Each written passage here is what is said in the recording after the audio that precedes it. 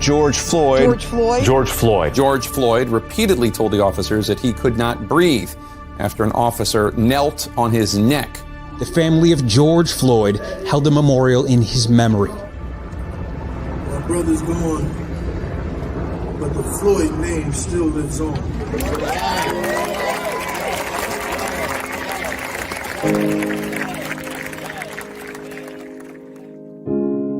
George Floyd, you are gone but not forgotten. Because of you, we've come together. This is for George Floyd. It's all right to be angry, but we are going to take our anger and our indignation and turn it into energy.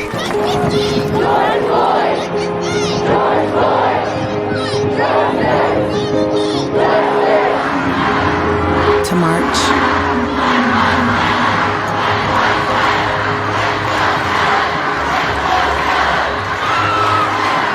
To dance.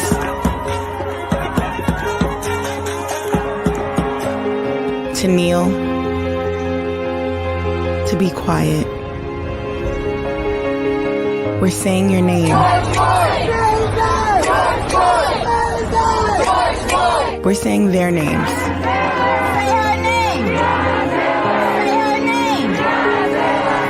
We're being loud. Hands up! Don't shoot! Hands up! Don't shoot! We're being brave.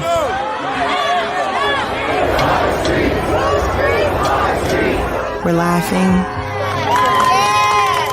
We're crying.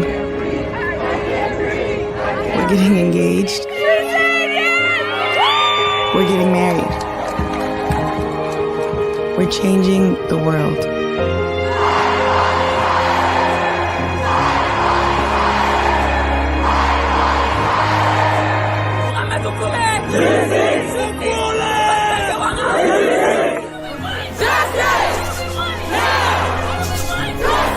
We soldiers, man. Let's stop hurting each other and let's get it right, man. Today is the day we're gonna stand up for our community, man. If we could do this, we could do more. We just gotta continue on pushing and don't give up.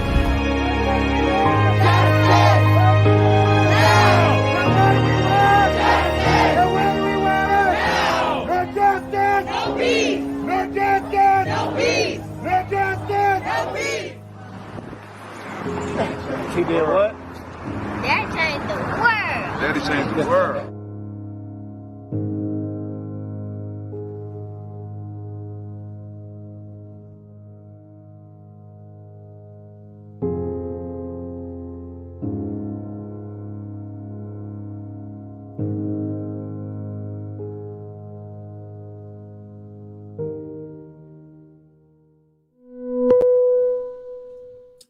Voorhees family, as we continue this academic year, and as we try our best to bring to you those men and women who are game changers in our community and in this world, we have one brother that is at the top of the list. He's an activist, yes. He's an attorney. He's an author. He's a husband, a father, a law partner. He is all of that. But he is an incredible human being. And before I bring attorney Mawuli Davis up to share with you and these students at Voorhees, please take a look at this.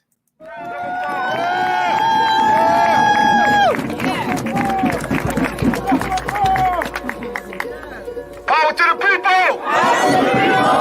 Power to who? To the people! Power to who? To the people! It's not power to the lawyers, it's not power to the police, it's not power to the justice system, it's power to the who? To the people! As hard as we fight, as a law firm, as an attorney in this state of Georgia, it means nothing without the people. That's right. Without you, we will get no justice. That's right. Y'all hear that?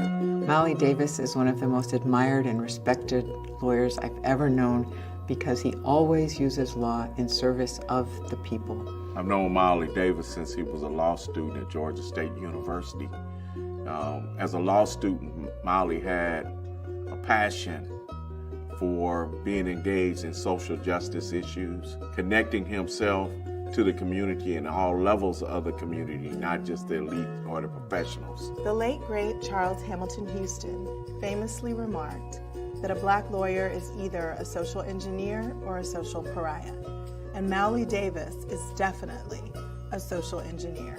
He's been a person who's been on the front line handling pro bono cases for people who, when you first heard this situation, looked like it was hopeless. He's brought hope to the hopeless. As a lawyer, he has dedicated his time, his energy, his brilliance, and his hard work to ensuring that individuals and communities are treated fairly under the law. And for that reason, he is deserving of the Law and Justice Award. The Davis Bozeman Law Firm, along with Mawuli Davis, has been on the forefront of every major movement in this community. Always ready to fight for the people, but always encouraging young people to do the same thing. No one is more deserving of this award than Mawuli Davis. Thank you for honoring him.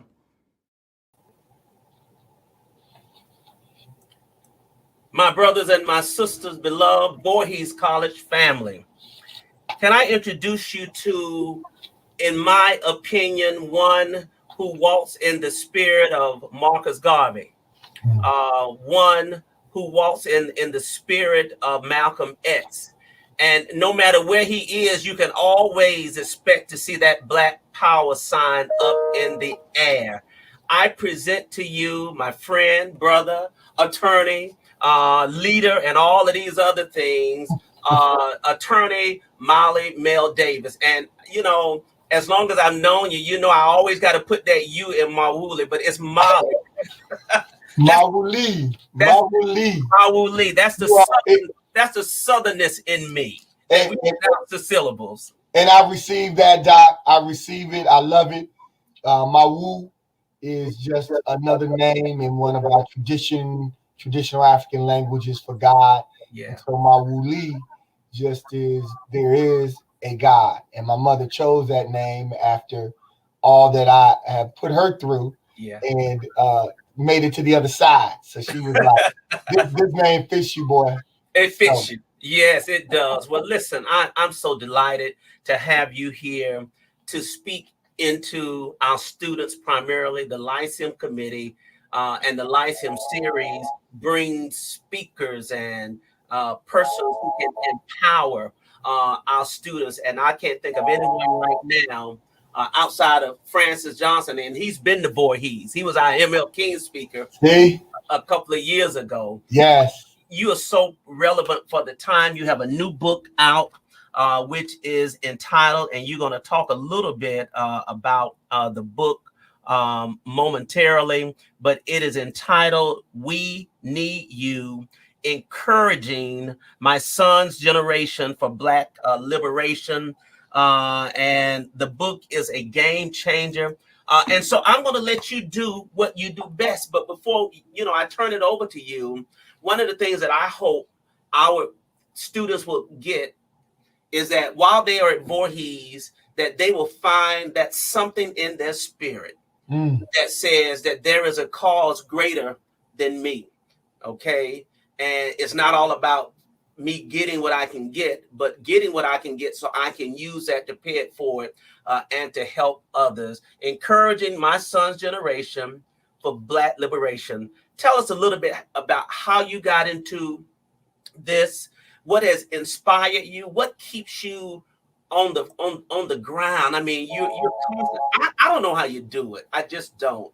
And I got to ask, does he sleep at night? I mean, limited energy. But my brother, please share with us, and I'm so delighted to have you with us. Oh, it is an absolute honor to be here. It's an absolute honor to be able to address Voorhees community and students. And I start with just asking you all to just work with me. We just finished a 63-mile, 5-day march across Georgia for justice. And so I've been yelling my voice. I lost my voice. As Mother Pollard was asked during the Montgomery bus boycott, how do you feel? She said, my feet are tired, but my soul is rested. And I feel that way, brother. I feel though there has been this drain, I feel great joy in the journey. And that's the beauty. And that's why I wrote the book. That's why I try to speak as much as I can to young people, because until we find something that we're willing to die for, then we really don't have anything to live for. And you talked about before you continue, and I'm sorry to interrupt you. No. I want them to see this clip because it'll help to bring perspective about this journey that you just came off of. All right, y'all, we live. Let them know we're out here. It's raining. It's raining. We're in the final day of 63 miles. We got Brother Brooke Bacon rolling. Cousin Anthony rolling. We rocking. Got Brother Jared in the midst of his reveling. Heard him. Incredible. Oh, man. Go ahead, my brother. It was real. Out of all 5 days, every day it rained. Every single day. And when it wasn't raining, it was 86 degrees. And we started in the red clay of Sylvania, where the blood of Julian Lewis was spilled, where his life was taken by a state trooper on August 7th of 2020. And we thought it was appropriate to gather earth from where he's buried and to march it all the way to Savannah, to where the U.S. Attorney's Office is, so that we might call upon, as we have in the past, for federal intervention. And it's disturbing when you think about it, that in 2021, we as a people would still have to call on the feds to get involved to try to bring justice in the Deep South. But I think what our movement has also demonstrated is that it's not just the Deep South that we have to call for federal intervention, because we recognize that the murderers of Eric Garner were never convicted. The murderers of Tamir Rice were never convicted. In Chicago, the murderers of young people that are killed in Chicago and New York by law enforcement, by those who've been paid to protect us, have not been convicted. And so this is a crisis. This is an extreme crisis. And so that was why Brooke Bacon, the son of Julian Lewis, took it up upon himself to say, I'll walk from where my father was murdered all the way to the U.S. Attorney's Office in Savannah, averaging 12 miles a day, and which is basically a half a marathon a day, in order to demonstrate to the world his resolve and our resolve to fight for justice. And that There are journeys that are transformative, and that's what I'm sure the community at Voorhees, they want you students to come, and when you matriculate, when you graduate, that the journey will have transformed you, will have brought you into a different level of consciousness, a different level of commitment, a different level of passion. And so that's the power of a journey, is that it's just not two destinations. It's not just from point A to point B, but it's everything that happens in between. So by the time you get to point B, by the time you get to what you think is your final destination, you are changed and transformed by the journey.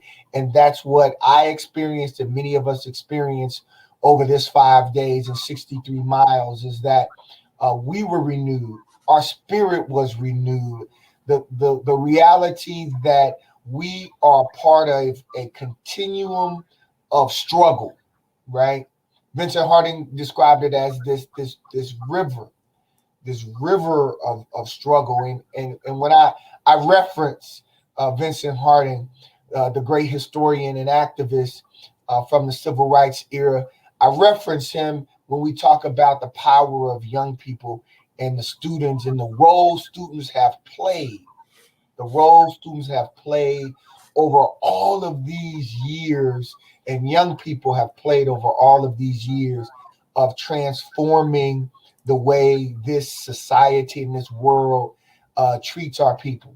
And so I'll read just a short passage, and this is just from chapter 4. I just want to frame for you, Voorhees young people, just the power that I found in working with young people. I came into my consciousness shortly after I graduated from the United States Naval Academy. While I was at the academy, I would go to Howard University. My wife says I was going there more to party than to be a part of any protest, but I also got some political knowledge and awakening through the brothers and sisters who organized Neoforce, and those who brought Minister Farrakhan to Howard University, and we would sneak out. We would jump over the wall at the Naval Academy and go and learn and participate. But it really didn't click for me until after I was out of college. I know now that seeds have been planted, right? And we know that I often look at these different analogies, and one of the analogies that one of the motivational speakers talks about is that Chinese bamboo tree. That Chinese bamboo tree that when you plant the seed and it goes for years before it breaks through the surface of the earth. But when it breaks through, within a few weeks, it rises like 60 feet high. And so the question is always, was it the few weeks or was it the years that it was planted, that seed, that bamboo seed that was planted that produced this tree that's now standing 60 feet tall? And so the seeds were planted for me. They were planted in what I faced at the Naval Academy, the white supremacy that I faced. It was planted for me when I first began to read The Destruction of Black Civilization by Chancellor Williams. It was planted for me when I read Dr. Edward Robinson's book, The Journey of the Songhai People. I had no idea that as I was reading that book that I would end up in Philadelphia 3 years later, and I would meet and become a student of Dr. Edward Robinson. So seeds are planted and then things manifest. And so I want to just, if I could, share a little bit about a young woman that I met when I was in Ferguson. We took a group of lawyers to Ferguson as legal observers for the National Council of Black Lawyers, the National Conference of Black Lawyers. And I just would like you all to just hear a little bit about that interaction, because again, it undergirds your power. I met a young woman who had been shot with a shotgun. She showed me where the buckshot was still lodged. They looked like tiny black balls embedded in her brown legs. She gave me permission to take a picture of the back of her calf. I wondered if the pellets would be in her leg forever. I thought that even if they came out, there would be scars left and maybe indentations or unevenness in her skin where the pellets had been lodged. My mind was racing frantically about her future, about what she would say to her future husband or partner about the pellets, the scars, or whatever evidence was left that she had been shot. I wondered if she had children when she got older, if her children would run their tiny little fingers over the back of mommy's legs and ask, what happened? Would her children cry for her like I cried within? Because this system had scarred her simply because she dared to stand up. These thoughts swirled in my head, remaining silent. It was almost as if she was reading my mind and interrupted my thoughts, blurting out. But I went back out there the next day. We can't go back inside now. We got to stay out here. We got to win. Her voice trailed off at the end of this courageous proclamation to me, a total stranger. When she said, we got to win, it was almost in a whisper. It was as if she was saying it to herself as a reminder, a personal affirmation.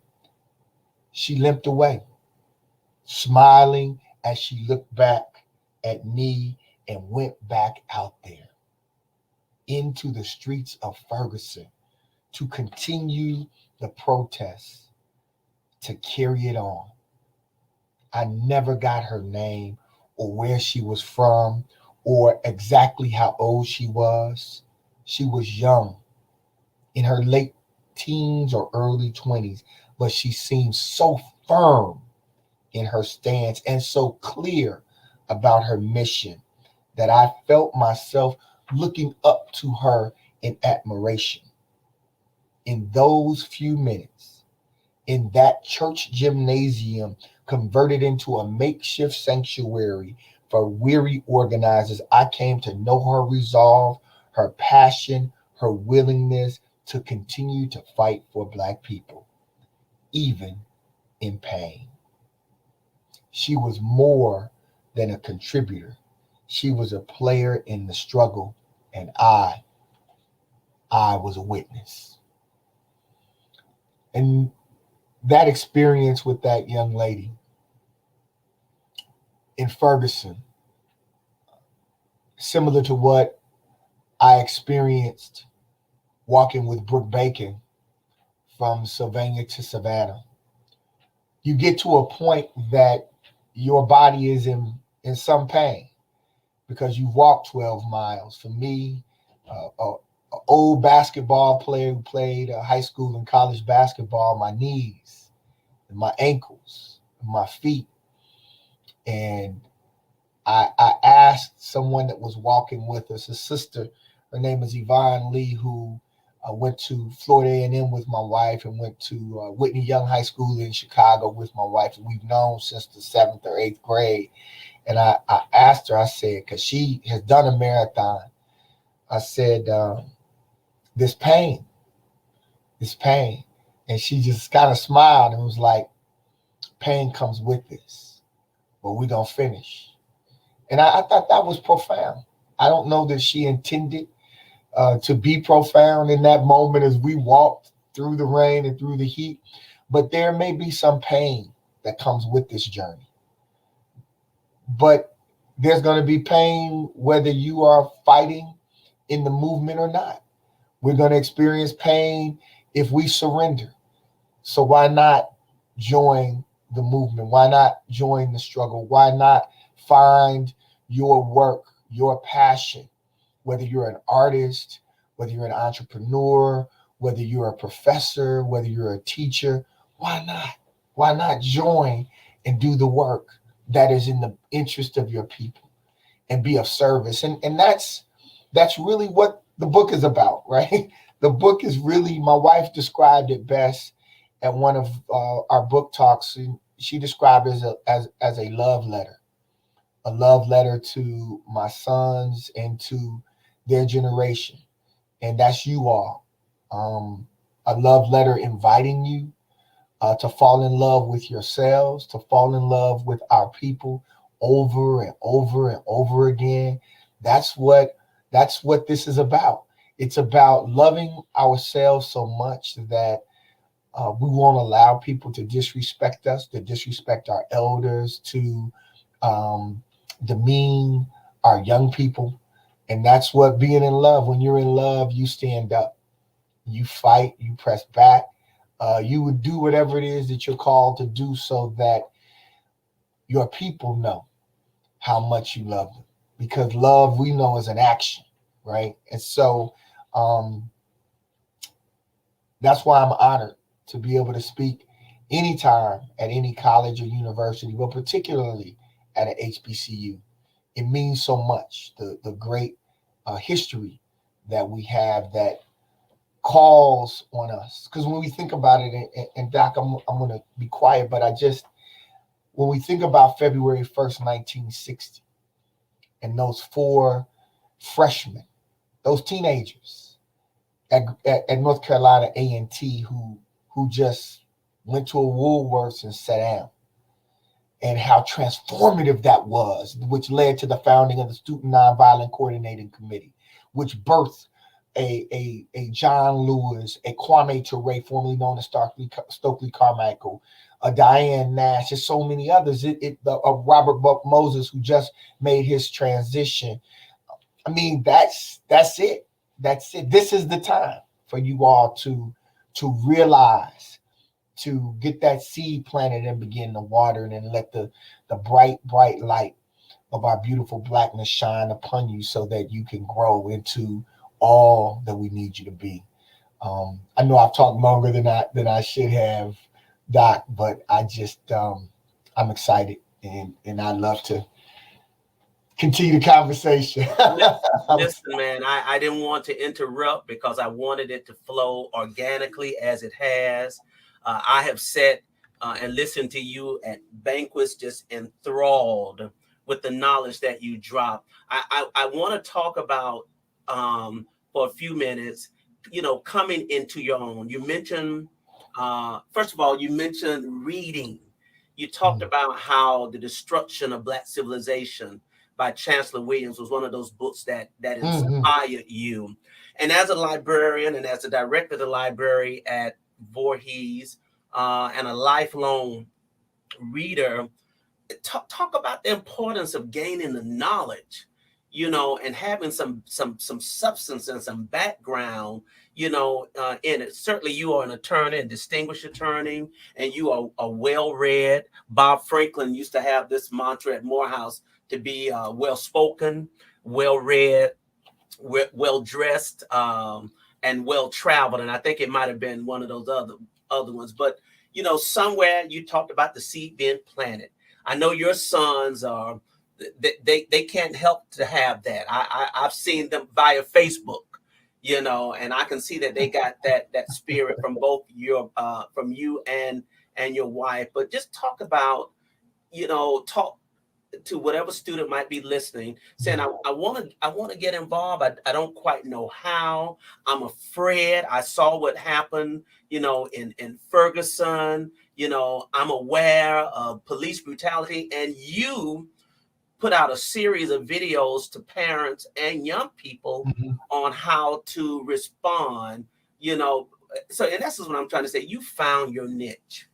Yeah, and Doc, you hit it on the head. I think we have to engage deeply in reading. And one of the things, and you know how people say back in my day, but one of the things that I learned, and I'm really a child of the African-centered education movement, which some people would just, some people described as the Afrocentric movement of the mid to late 80s and early 90s, where John Henry Clark and Malefi Asante, you know, Conrad Worrell and Anderson Thompson, Haki Manabuti. You know, these were people who were writing then. You know, that's what made the publishing of my book by Third World Press just so important. You know, that I would meet Haki in my formative years as an intellectual. You know, as I began to think more deeply about what role we play, and to then have his press publish my book was just it's been a full circle moment. And so when you talk about how we find our niche, part of it is the having all of these kinds of different experiences. And I think what people miss, or what we have unfortunately as of late forgotten, is that there have been my mother grew up, she's a great example. My mother grew up in housing projects in Chicago in a place called Racine Courts, public housing. And so my mom didn't have much money, but she was a reader. And so she talked about how reading just took her places. Right. She traveled through the literature. She traveled through the books. And because she was able to travel, she was able to see herself outside of the public housing, outside of being one of 7 children, outside of the poverty. And she saw herself in education. And man, it opened up a door for her. And so the reading is just so fundamental to providing us a level of substance. And I know that we are very used to getting information quick, getting it from Twitter, getting it from IG, TikTok. Yeah. But it's nothing like picking up a book and grounding ourselves. And I did my best to try to keep it thin, right? I didn't want it long. Yeah. I wanted to keep it thin. I mean, this is really a 3-hour read. A 3-hour read, you're done with it. But I think we tried to traverse a number of things that I experienced, and just to kind of highlight some of the issues, the need to root ourselves in our history, you know. And that's the part that I have such great respect for you as a historian, because you have written books and you have given us our history, and people miss it sometimes, right? They miss it because our personal history, we get it. You know, when you go to the doctor and they ask you, what do? They go through and say, what about your mama? What about your daddy? What about those things? Because what they know is that your parents and your family history impacts you. And that's what we miss as a people sometimes, that our history impacts our current moment. Why I'm sitting here right now having this conversation with you from our Statesboro office as I prepare to argue a immunity motion for a young man by the name of Mark Wilson. Why he's sitting in jail today on his birthday without a bond, having not had any prior record. All of that is rooted in a history. It didn't just pop up, right? And so those are the things that I think are so important in the work that you do in continuing to give us our history, to center us and ground us. Because if not, we get lost. We get lost. I would be remiss if I didn't explain that I'm here because of a Donald Lee Hollowell, right? A Donald Lee Hollowell, my Lord, man, who represented Dr. King and who wrote the habeas to free Dr. King when he was sentenced to go to Reedsville prison for hard labor for a probation violation. I'm here because of a Constance Baker Motley who just was a legal giant and all of those before us. And then I'll be quiet because I want to talk with you sometime. But my Edward Robinson, who wrote The Journey of the Songhai People, when I got my name, when he gave me, when my mother gave me Mawuli as a name, I was born Melvin Malcolm Davis. And as I went through this process, we did what was called an African reclamation ceremony. And so I asked my mother, would you know me better than anyone else, would you choose a name for me? And I asked my elder, Edward Robinson, to preside over my naming ceremony. And it was in the context of Reverend Cecil Gray, was doing out of Temple at the time, was doing a rites of passage. And so as Dr. Robinson was presiding over that rites of passage, he put his arm around me. Okay. He was probably 80. He put his arm around me and whispered in my ear, and he said, because he had seen my growth in my engagement, and he said, I'm so proud of you. You're working so hard. And I said to him, I'm just trying to get where you are. And then he looked at me, he was almost baffled. He looked like, and then he shook his head and he said, son, you're already beyond me because you're standing on my shoulders. And I got it. I got it. Yeah. And I think that's the legacy of knowing our ancestors and our elders and respecting and knowing their work. And that's what you have brought to life for me in especially the books about DeKalb County. I lean on that, I lean on that history. So, well, you are very generous and very kind. What you've done, you and your fellow, our fellow brothers in the struggle, the creation of course, Let Us Make Man. Yeah. And I want you to talk a little bit about that. And also, I think, which is just another phenomenal initiative, I think is your brainchild as well. Of course, the Black Man's Lab. Yes, that's us. Absolute Black Men's Lab. It's just incredible. So what you're doing, you're ensuring that the next generation, and this is why I love this picture. I put it up about 2 times, but look at this young man right here. Yeah, Jeremiah.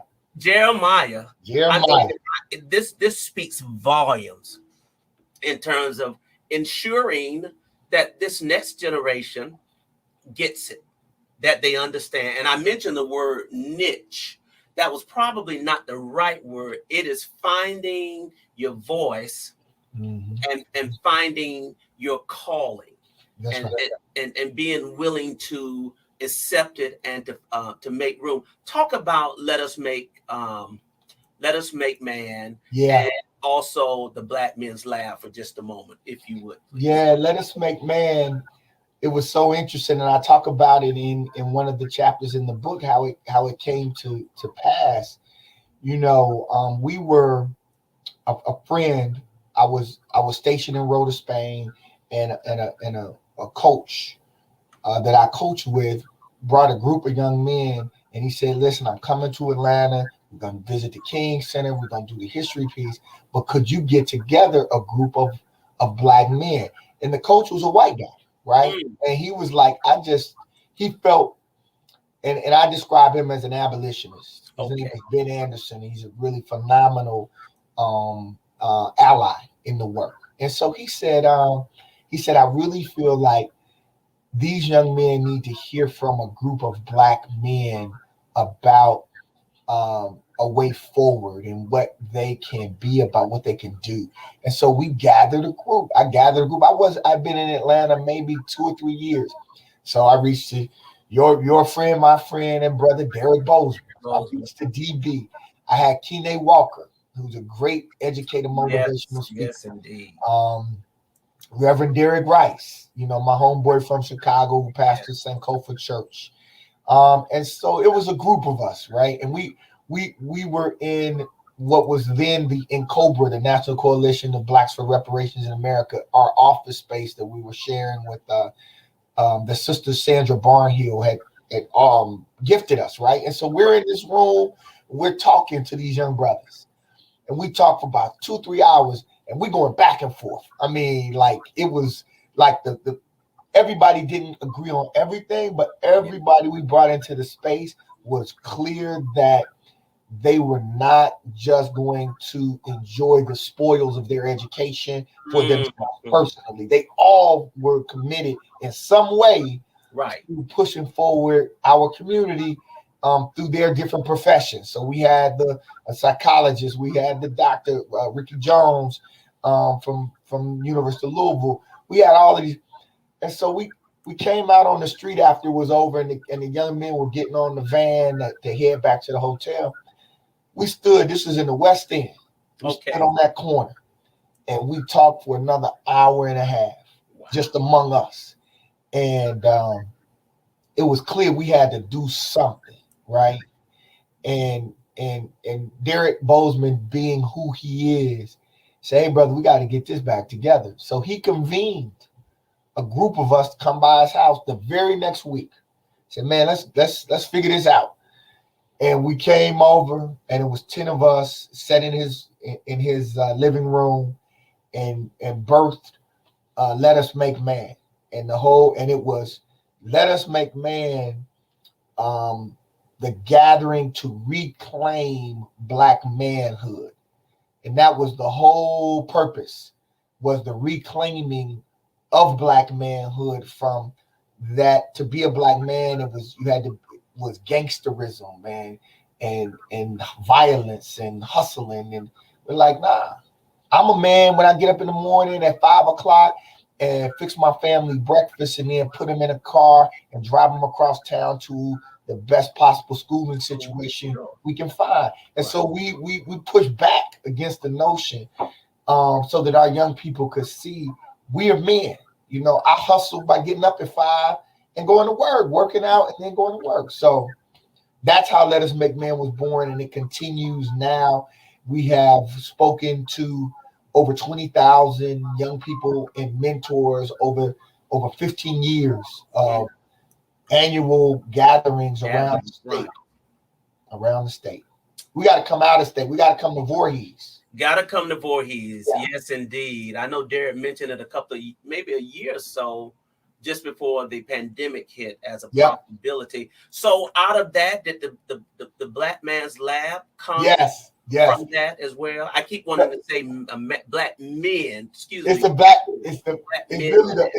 Black Man Lab, and the Black Man Lab was birthed out of Let Us Make Man, because we were, a group of us was saying, man, you know, we're running around and we're doing these engagements for all of these other young people. Now our sons are about to go away to college. This is my son, Jared Grant, who is a professor over at Clark Atlanta. We all said, you know, man, we better do something for our sons and make sure they're straight before they get out of here. And so we pulled them together. We brought them to the law firm, small group, and we said we needed to invite other Black men into the space to educate. And lo and behold, they started inviting their friends. So we had Killer Mike come through. We had Chris Hicks. We've had different people who they were just like, oh man, that's what I'm. And the next thing you know, we had to leave the firm. Then we were working out of we were working over at Mel Burrows' office, who's a CPA and a lawyer. Then we took it over to Sankofa Church, and then we outgrew church, and then we started having it at the Andrew and Walter Young YMCA, where we currently house every single Monday now. So it was just a summer program that extended to every Monday, a different topic, and it just has and gone. You covered so many topics. Just roll off a few. I know you did one on African American history. I was on that panel. Yes. But you covered, you know, marketing, law. I mean, practically every topic. So what we do is we want to do both the professional development, where whatever your interest is, film, music, marketing, fashion, you name it. We pull the leaders in the Atlanta metro area into the space, and they drop it. So we brought in a brother from Rap Plug who runs Rap Plug. We brought Jay Carter, who runs the One Music Fest, one of the biggest music festivals in the country. He's brought in Jay-Z, he's brought in everybody. So he comes in. So we cover whatever it is, film. We had Rob Hardy come in, who FAMU graduate, who is a filmmaker extraordinaire. And so all of that. But we also do a personal development. So we try to alternate. So we'll have Black men discuss grief. We're coping with rejection. And so we'll have Dr. Gary White come in, or we'll have other psychologists and psychiatrists or therapists. We'll talk about men coping with addiction and dealing with addiction. So it's both, because what we recognize is that we have to not only be professionally successful, but we also have to be rooted and spiritually healthy as well. And that takes work. And we say that on Mondays at 6:30 at the Andrew and Walter Young YMCA, it is the safest place on planet Earth for Black men. It is a safe space. And what has happened, Doc, is that we've been gathering, and since we came back from the pandemic, mothers have started meeting in the room adjacent to ours, saying we got to do support work with each other. Wow. And so now women are gathering next door while the brothers gather. And it's just a beautiful, beautiful experience. It's incredible to just feel that energy. And when you show that picture of the young men and the older men, those are we every session, we bring up the youngest person in the room. We've had a 5-year-old, and then we bring up the oldest person. We've had an 85-year-old. And so what we always want people to see is the intergenerational dialogue between the elders and the youth in that very space. Because people will say there's no communication between the young and the old. That's not true. Yeah. We start with brothers hugging each other. They'll say Black men don't know how to love each other. That's not true.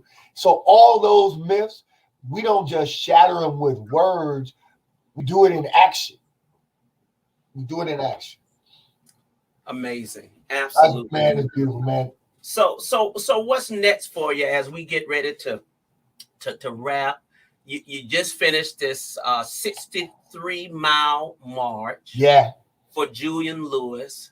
And so what's next in your life and the work, you and your dynamic and phenomenal wife and partner? I got to give Sister Davis some equally incredible human being, leader, helping those wonderful people in Decatur. She's on the school board there. I mean, just you all are just phenomenal. That's all I can say. I'm so grateful, and I talk about it in the book of choosing your team, choosing who you run with. Yeah. Jane and I choosing each other every day has been transformative for me. It's allowed me to find and be my best self. Yeah. And I hope that I have in some way been able to do that for her as well. It's just it's a beautiful thing to find someone who loves Black folk as much as you love them and is willing to go to bat for them. What's next is we have the music project. So the young creators took the book and the young creators took the book and created a music project and art from it. And so now the project is out. And so we're going to start a promotional tour. And we've got one video that's been created, the We Need You video that my son edited, but we had other young people direct it. So I really, really want the young people to pull that album, download it. It's on Spotify. It's We Need You Project Black Man Lab. So if you look on any platform, it's about 25 tracks, spoken word, hip hop, singing. There's a beautiful one. All of it is drawn from different chapters of the book. Okay. Right? So they read the book and then they created from it. And then they created this music, and it just blows my mind. Because what we asked them to do, we asked them to create something that their peers could rock with, could vibe to, that spoke to what they were feeling and experiencing. And man, there's a song on there that I love so much. All of them, I love all the songs. But I'll just say this and I'll be quiet. We went during the Atlanta rebellions in the summer of 2020, a group of men from Black Man Lab, Let Us Make Man, from all of the fraternities and the Masonic organization came together and tried to patrol our community and keep our young people safe. And we had Baba Jihad do these shirts that said, "We love y'all too much." And the whole objective was that we love y'all too much to let you get hurt out here from overzealous law enforcement or National Guard that had been sent, essentially sicked on our young people because they were expressing their outrage over George Floyd and these ongoing deaths. And so one of the young people created this song, "We Love Y'all Too Much." And man, every time I hear it, it really wears me out. It wears me out. And I just am grateful to so that's what we're gonna do. We're gonna be pushing and trying to get that music out so people can really hear it and digest it, and hopefully it will impact them the way it impacted us. Well, I know your students are creative, because one of the greatest joys of my life this year was after I had spoken at one of your Black History programs, you and Derek in DeKalb County. One of those brilliant, talented, phenomenal, masterful students took portions of my speech and put it to music. Y'all, it should have been nominated for a Grammy. I'm just telling you, it was phenomenal, and hopefully by the time this show airs, I'll be able to pull it up and share a little. So again, Voorhees students and students all over, this is the time now where you espouse upon the gifts that, you know, the creator that God has given you, and make it work. And I think this is what our profound speaker is trying to say to you as we encourage you to get involved, to get active, to get engaged. There's much work to be done. Find your lane, find your voice. You know, I wish I had the stamina to be out with Attorney Davis and Attorney Johnson and the other ones, you know, but I try to make sure that the people are constantly fed knowledge, particularly those Atlanta characters. You know, my Vanishing Black Atlanta page, powerful. We got about 53,000 members and counting. Wow. They are so engaged. Listen, I can put a post up and come back in 30 minutes and at least 500, to 1,000 people have liked it, or either they've read it, or they have complained, or they're fussing or cussing about something. Don't talk about gentrification on that page. Don't talk about the Atlanta Falcons on that page, you know, and job disparity. So we got to get engaged. And I tell you, I cannot wait for our students to get a copy of this book. And we're going to encourage them to read it and stir up. We created a Black Male Initiative at the college. It was interrupted because of the pandemic. But I know our president, Dr. Hopkins, and our vice president of student affairs, Mrs. Charlene Johnson, are all committed. And our provost, Dr. Damar Hatam Mitchell, and certainly Mrs. O'Berry, our VP of business affairs, are all committed, you know, to making sure that we empower our young brothers and sisters too, but especially in this moment, our young brothers. Last thing I want to mention, you had I think the wonderful pleasure, and it was probably a mutual pleasure for the two of you to be in the same company and spend some time with the phenomenal Michael K. Williams, whom we lost recently, tragically and sadly. When I tell you I love this man, what a phenomenal person and actor he is. What was that like for you, and especially now that he is no longer with us? It was deep. You know, I love The Wire. My wife, I would just watch The Wire, man, and his character was just so complex and so gritty. And then to know his commitment to social justice work, and for us really to just be starting for me to be able to connect with him through ITC and Dr. And shout out to Matthew Williams as well. Yeah. So we were there together, and he was going to be working with us. We had reached out on the Shali Tilson case. That's a case that the young people should look up and know about. Shali, Shali Tilson. And it just really hurt. I was out of the country when the news broke. It just really hurt because we are complex. We are a complex people that individually we go through so much. And he was deeply loved and respected for his commitment to really wanting to change and transform things, and was really at this mass incarceration was the issue that he was pressing.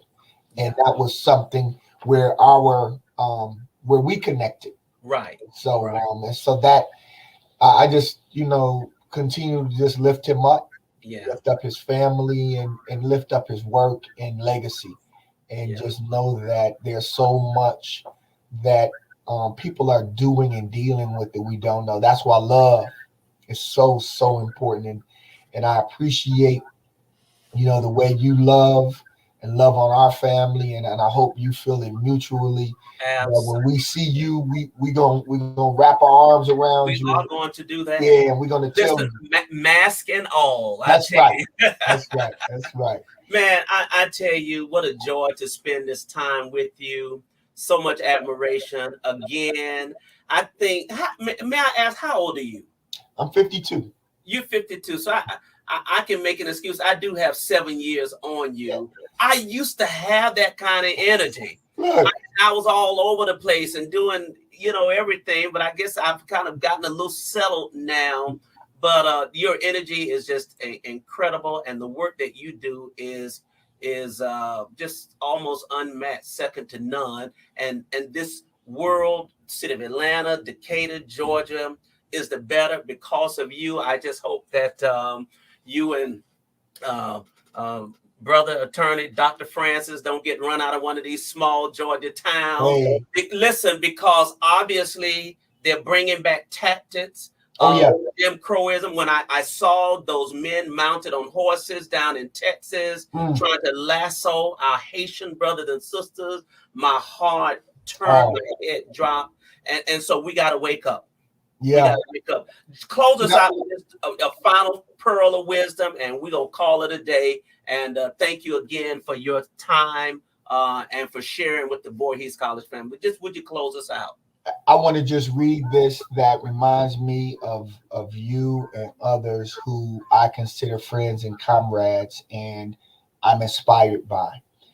In the final chapter, I write, I am eternally grateful that on a daily basis, to varying degrees, I'm able to witness comrades and friends engaging in this centering, collaboration, and creation. They are closing jails, removing Confederate monuments, supporting political prisoners, building schools, creating businesses, changing the political landscape of states, defending their lives, and so many other expressions of self-determination and life affirmation. The list of people who join together in mind, body, and soul to do the work in different facets of our movement is truly amazing and inspiring. Their audacity allows them to build a new world every day and has also birthed organizing models and strategies for us to clearly see our way forward beyond the chaos. I believe with absolute certainty that for these life-sustaining efforts to prevail and for victory to be won, we need you. My God. Thank you, brother. My God. And he gets the final word. We have been blessed to have attorney Mawuli Mel Davis with us for our Lyceum series. Voorhees, we are the better for it.